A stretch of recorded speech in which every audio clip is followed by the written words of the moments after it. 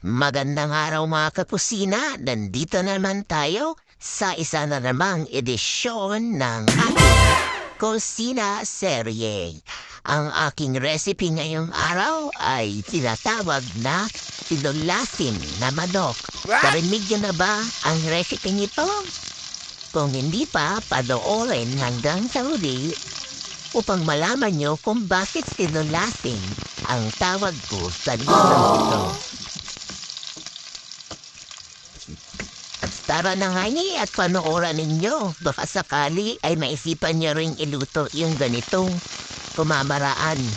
Nagisa lamang ako ng mga sangkap yan tulad ng luya, bawang at sibuyas. Nilagyan ko rin siya ng kamatis. By the way, mura na ang kilo ng kamatis ngayon. Inepos-nepos ang mga ginigitang sangkap. Ayan na. Nilagay ko na ang kamatis. At pagkatapos niyan ay isunod nating ilagay ang karning manok.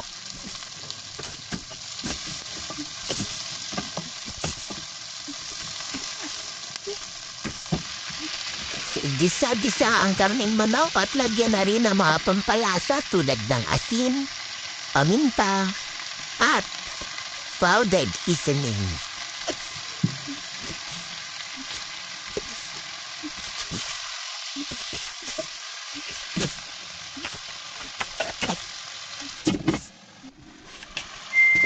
Lutuin lang ang manok sa sarili niyang tubig. Kusang nagatatas yan, kaya kapag dati na ang kanyang katas, ilagay ang mga mais at pagkatapos ay lagyan ng mga 1 litrong tubig.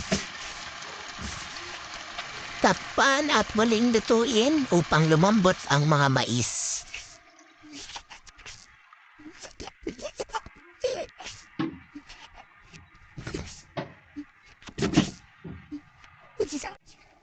Nang naluto na ang mais, sunod kong idinagdagay ang mga saging na sabaw.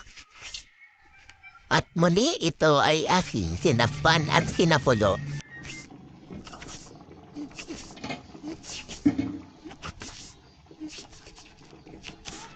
Dito naman ay sinirad ko nang inilagay ang mga okra at ang dahon ng pechay.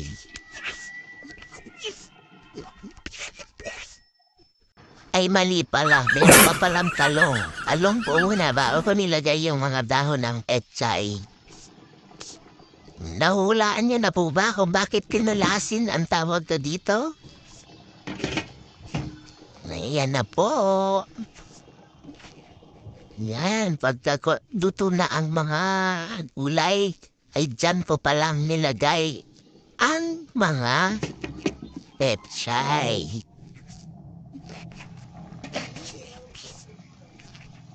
Napansin niyo po ba yung mga sangkap na ginamit ko sa panluto?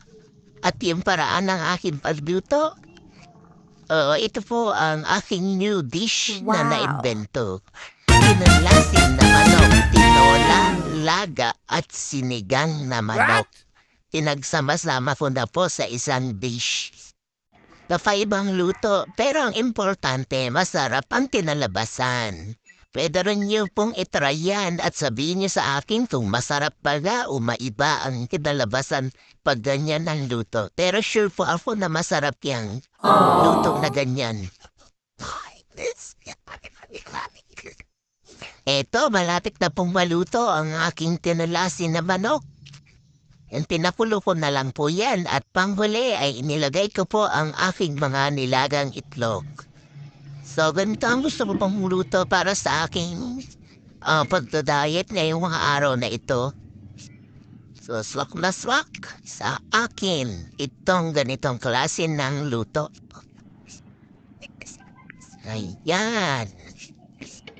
Sunod ko na pong inilagay dyan ay ang sinigang mix. Paluto na rin po yan. At ready na ang ating pananghalian ngayon. Ang tinulasing na manok. Kain po tayo. Thank you for watching. Bye-bye. See you to the next episode of our Kusina Serye. Happy watching!